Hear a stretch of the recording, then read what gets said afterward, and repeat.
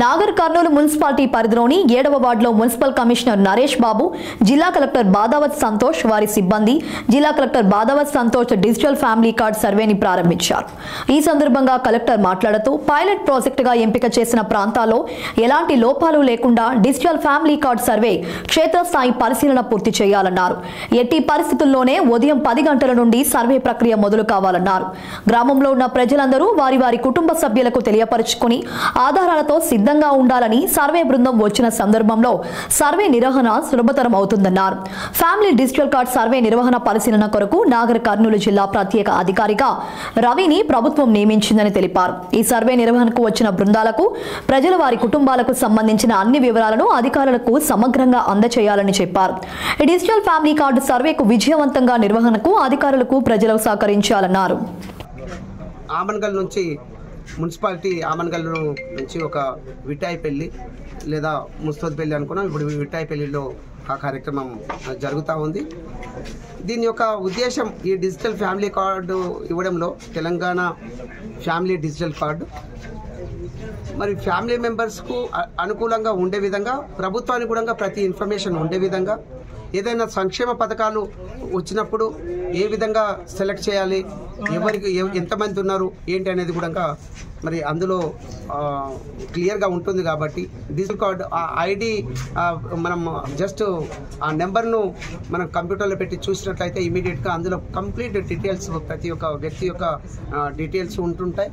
అందులో 5 మంది ఉన్నా, 10 మంది ఉన్నా, 20 మంది ఉన్నా, లేదు 2 ఉన్నా కూడా ఫ్యామిలీ కార్డు మరి తీసుకోవడం జరుగుతుంది. అందులో ఇప్పటివరకు అడుగుతూ ఉంటుంటారు. ఇప్పటివరకు అవగాహన శ్రీనివాస్ గారు, ఆర్డీఓ గారు అంతా కలిసేసేసి ఈ గ్రామస్తులకు అంతా కూడా అవగాహన ఈ కంటోన్పల్లిలో చేయడం జరిగింది. మరి ఒకవేళ ఎవరైనా వేరుబడిపోయి వేసేసేసి మళ్ళీ స్ప్లిట్ చేసుకోవడానికి అవకాశం ఉంది అంటే 100% ఉంది. అందులో మరి మ్యారేజ్ అయిపోయిన తర్వాత వేరే గ్రామానికి వెళ్ళిపోయి ఉండడం కానీ, లేకపోతే నాకు వేరే ఐడి కార్డు కావాలనేది, నా కుటుంబం వేరే అనేది వచ్చినప్పుడు అందులో నుంచి కూడా స్ప్లిట్ చేసుకోవడానికి ఫ్యూచర్లో కూడా స్ప్లిట్ చేసుకోవచ్చు. ఇప్పుడు కూడా ఇప్పుడు ఉన్నటువంటి ఫ్యామిలీ మెంబర్స్లో కూడా మేము సపరేట్గా ఉంటామంటే ఇప్పుడు కూడా వాళ్ళు ఐడి సపరేట్గా ఒకటి క్రియేట్ చేసి అది వాళ్ళకి ఇవ్వడం జరుగుతుంది. ఇందులో ఏంటిదంటే ఆ ఫ్యామిలీ మెంబర్స్ యొక్క ఫోటో క్యాప్చర్ చేసేసి దాంట్లో పెడతారు ఫ్రెష్గా. లేదు ఎవరైనా ఫ్యామిలీ మెంబర్ ఇక్కడ లేకుంటున్నారు, హైదరాబాద్లో ఉన్నారు, లేకపోతే ఉద్యోగ రీత్యా కానీ లేదైతే అవసరాల రీత్యా బయట ఉండి వీళ్ళు వచ్చినప్పుడు లేకుండా కూడా వాట్సాప్లో వాళ్ళ ఫోటో పెట్టినా కూడా సరిపోతుంది. అదర్వైజ్ ఇంకొకటి కూడా మనకు ఏమంటారు, దాన్ని ఏమంటారు, ఇది కార్డు దాంట్లో కాకుండా ఆధార్ కార్డులో కూడా ఫోటో ఉంటుంది. దాన్ని ఆటోమేటిక్గా క్యాప్చర్ చేస్తారు. అందులో పూర్తి క్లారిటీ రాకపోతే వాట్సాప్ ద్వారా కూడా పెట్టినా, ఇక్కడ అవైలబుల్గా లేకపోతే ఎవరైనా ఫ్యామిలీ మెంబర్ లేకపోతే కూడా పెట్టించుకుంటే వాళ్ళు ఇక్కడ ఉండి ఇంటింటి సర్వే చేసుకుంటుంటే ఇంటింటి దగ్గర వాళ్ళు తీసుకుంటారు. కాబట్టి ఒక పర్సన్ ఉన్నా కూడా ఆధార్ నెంబర్ చెప్పినట్లు అయితే మిగతా పర్సన్స్ యొక్క ఆధార్ నెంబర్ చెప్పినా కూడా అందులో ఎంటర్ అయిపోతుంది, క్లియర్ ఇన్ఫర్మేషన్ ఉంటుంది. మరి అదేవిధంగా ఎక్కడ హాస్పిటల్కి వెళ్ళినా ఎక్కడికి వెళ్ళినా కూడా ఈ ఐడెంటిటీ కార్డు తోటి మరి అందులో ఏం జరిగింది, ఏమైంది, ఎంతమంది ఫ్యామిలీ మెంబర్స్ ఉన్నారు, అన్ని విధాలుగా ఇది ఉపయోగపడుతుంది. కాబట్టి ప్రజలందరూ కూడా అందరు ఫ్యామిలీ మెంబర్స్ దీన్ని సహకరించాల్సిందిగా నేను గ్రామస్తులకు అందరూ కూడా నేను కోరుతా ఉన్నాను. ప్రతిష్టాత్మకంగా చేపట్టినటువంటి తెలంగాణ ఫ్యామిలీ డిజిటల్ కార్డ్స్ అనేది ఈరోజు మన కల్వకుర్తి నియోజకవర్గంలో కంటోన్పల్లి గ్రామము, అలాగే మనకి ఆమన్గల్లో ఒక మున్సిపాలిటీని కూడా పైలట్ ప్రాజెక్ట్ కింద సెలెక్ట్ చేయడం జరిగింది. అందులో భాగంగా ఈరోజు ఈ గ్రామంలో కంటోన్పల్లిలో ఉన్నాము. ఇప్పుడే గ్రామస్తులతో ఒక గ్రామసభ కండక్ట్ చేసేసి వాళ్ళకి అవగాహన కూడా ఏర్పాటు చేయడం జరిగింది. ముఖ్యంగా మన దగ్గర ప్రభుత్వం దగ్గర ఉన్నటువంటి డేటాతో ఆల్రెడీ మనకి అంత డేటా మన దగ్గర ఉంది.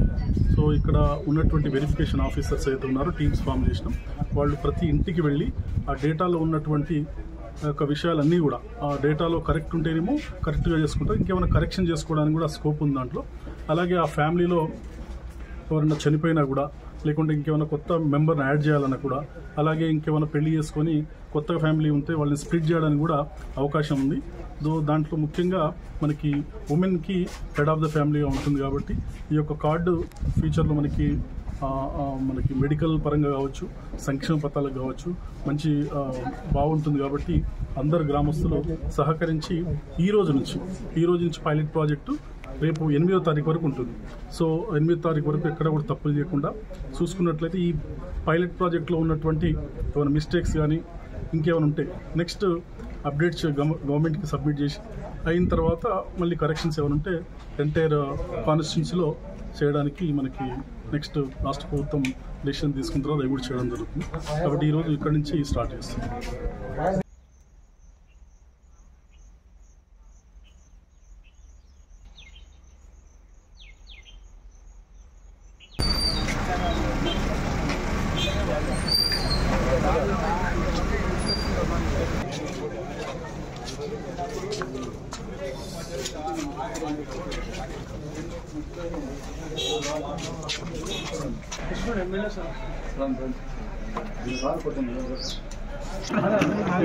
శంకర్ ఏం చెప్పండి.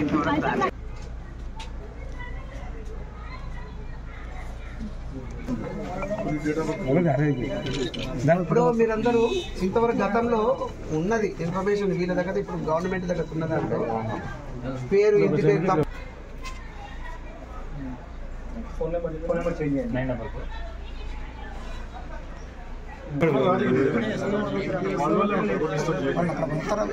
ఇచ్చే ఇన్ఫర్మేషన్ అంతా ఇవ్వండి. మీ ఫోటో కూడా తీసుకుంటారు, అది అందులో పెడతారు. అలా చూస్తే మీ ఫోటో అందులో వస్తుంది. మీరు మాత్రం ఒకటే ఎవరింటికి వస్తాము అనేది డీటెయిల్స్ పంచాయత్ సెక్రటరీ సెలెక్ట్ చేసుకుంటారు. త్రో మన సర్పంచ్ ద్వారా వాళ్ళ ద్వారా వాళ్ళు రేపు ఉండగలిగితే ఇంటి పేరు ఏమైనా కరెక్షన్స్ ఉంటే కరెక్షన్స్, దాంతోపాటు హెడ్ ఆఫ్ ద ఫ్యామిలీ అంటున్నాం మనం. హెడ్ ఆఫ్ ద ఫ్యామిలీ ఎక్కడైనా తీసుకోవచ్చు. ఈ కార్డుతో దీనికి ఏం సంబంధం లేదు, ఎక్కడైనా తీసుకోవచ్చు. క్లియర్గా దీంట్లో వచ్చేసినట్టు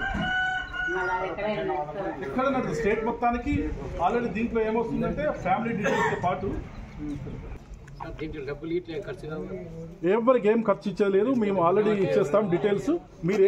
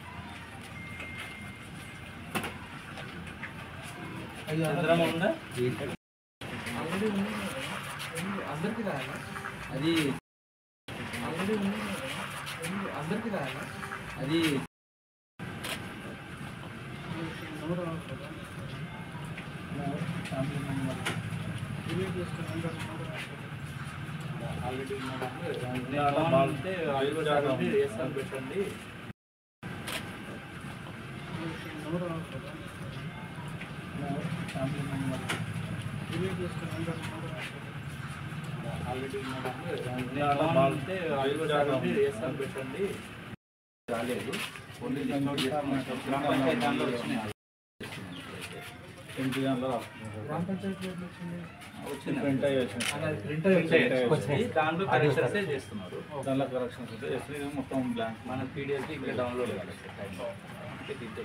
కాలేదు. ఓన్లీ దాంట్లో వచ్చినాయి.